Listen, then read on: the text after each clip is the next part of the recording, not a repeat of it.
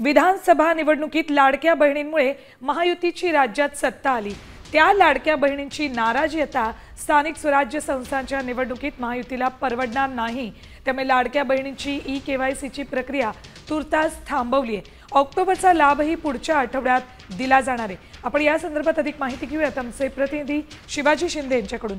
शिवाजी, लाडक्या बहिणींची नाराजी भोवणार हे लक्षात येताच आता ई-केवायसीची प्रक्रिया थांबवण्याचा निर्णय घेतलाय। आपल्याला माहिती आहे गेल्या 3-4 महिन्यापासून लाडक्या बहिणींचा लाभ अनेक बोगस लोकांनी घेतलेला आहे।